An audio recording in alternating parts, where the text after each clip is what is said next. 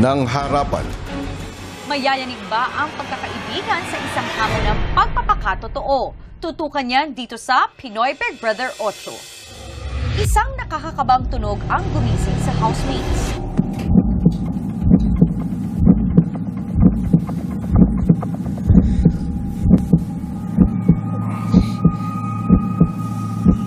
Paglabas sa living room, lalong natensyon ng housemates sa kanilang nakita.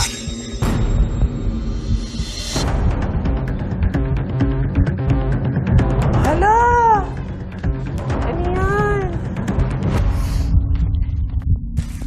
Ano yan? Ba't may ganyan?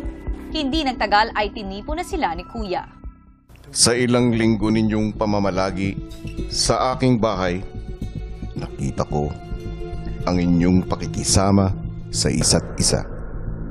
Pero ngayon, pagdaraanan ninyo ang isang matinding hamon ng pagpapakatotoo na susubok sa inyong samahan. Sa puntong ito, kayo mismo ang magsasabi ng harapan kung sino ang mga housemate na para sa inyo ay hindi maaasahan.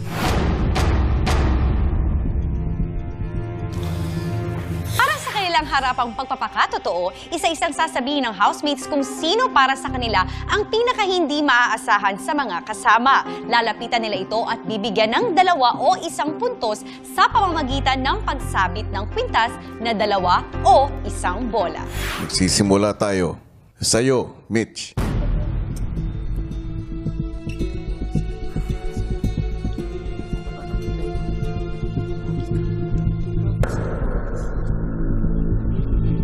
Kasi diba yung mga nakaraang task talaga. Sorry. Sa task ko siya binase. Feeling ko siya yung nagpapahina pag may task. Kasi feeling ko siya yung pinaka hindi maasahan lang talaga. Sa mga task lang hindi sa pakikisama. Sorry, Kuya. Akala ko kasi mo pa yung ano. Nagbase lang naman po ako talaga sa task. So, hindi naman po siya masyadong personal po talaga. Tapos yung isa, yun, pinasa ko lang din sa mga task.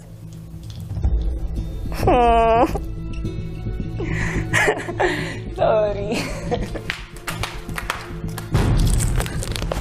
Sorry. Sa task lang yun hindi sa pakikisama. Masakit po sa loob ko po kasi, syempre, si Kiam yan po, tsaka si Pumia po, malapit din po sa puso ko po, Kuya. Matagal na po rin kami magkasama dito sa bahay. So, parang nahirapan po akong sabihin talaga kasi baka po magbago yung tingin nila sa akin.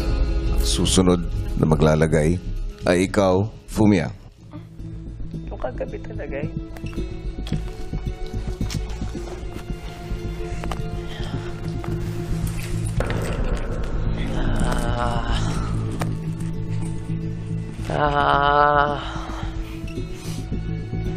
I've never experienced like that. Hardest part in this house for me, I felt many feelings. I will give 2 points. When eviction, you're saying like when the eviction, when they are waiting for results, he was saying, say my name, say my name, say my name, say my name. I can't trust him. His attitude is change. I'm so sorry. Okay. My best friend. Okay. Sorry, okay. Alright. Oh my god. So sorry. It's fine. Still love you. And I will give this 1 point because when Andre and Lu is outside for date, and then I felt offense, and then she said at first, "You are so noisy. You are so noisy." Masyado ko yung obvious. Yeah, so very noisy outside, you know. I felt very offended. I'm so sorry. It's okay. Ang hirap na.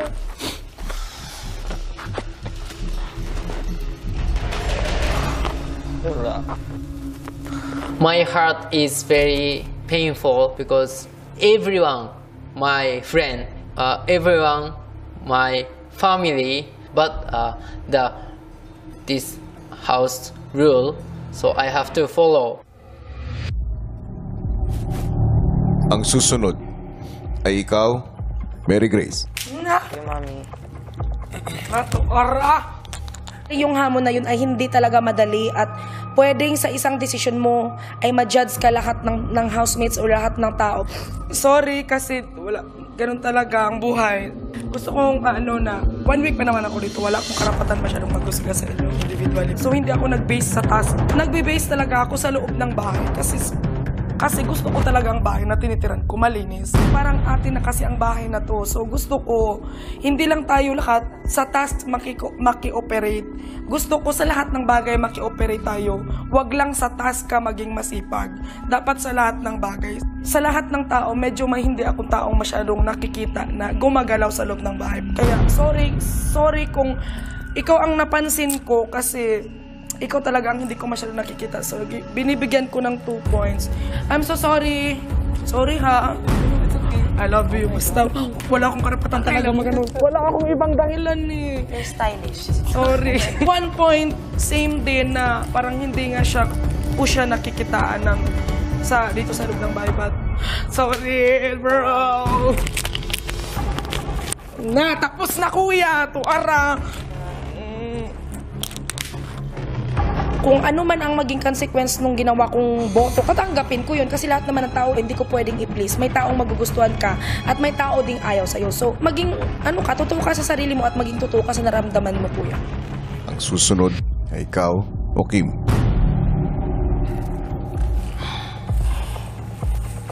Mahal na mahal ko kayong lahat, lalo na yung dalawang bigyan ko ng puntos.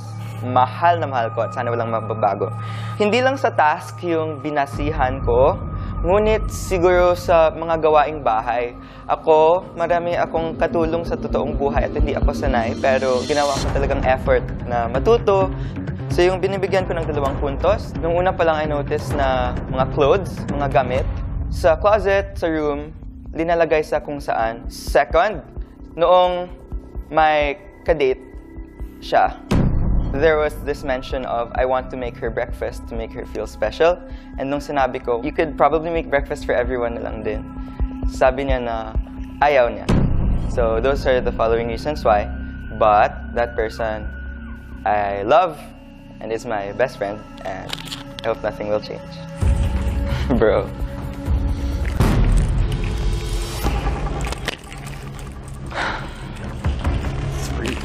Again, sorry. From the very bottom of my heart, sorry talaga. Kasi syempre, gawaing bahay din. Mahal ko yung taong buong puso. Alam ko na ayaw niya magbasag ng mga plato, ng mga baso. Kaya medyo nung una, hindi siya siguro naghugas ng maraming pinggan. Pero ngayon, grabe yung improvement niya. Nakita ko na. So yun lang naman yung reason ko. Pero ngayon, grabe yung improvement. Love you. I'm so sorry, I love you.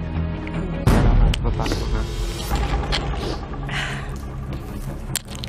Susunod ay ikaw, Mark. Sige, kuya.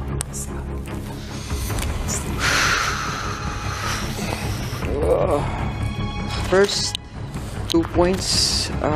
This is task-related ways. This is 2 points because ang pinaka-importante sa akin, isa sa pinaka-importante sa akin na pagpunta ko dito is yung advocacy ko.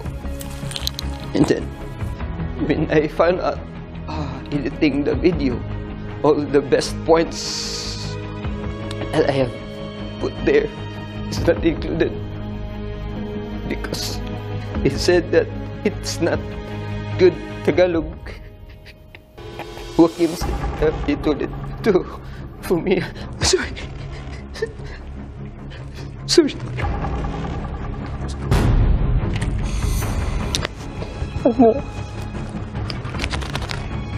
Napayak na lang po ako kasi ayaw ko sanang bigyan siya ng 2 points. Napalapit na po rin po ako kay Yam Yam Kuya. Di ko lang lubos akalain na yung pinakamahalagang bagay na pinaglalaban ko dito sa ngayon, hindi po naklaro talaga yung lahat ng nagawa ko. There's no I in a team. So the sexy dance that we had during the performance, some of the choreographies were not followed anymore. And then during the rump, you have performed well, but it made me nervous.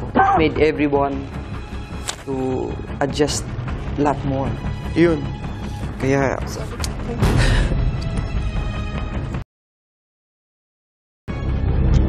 Sa pagpapatuloy ng hamon, si Lou ang sunod na magbibigay puntos sa mga kasama.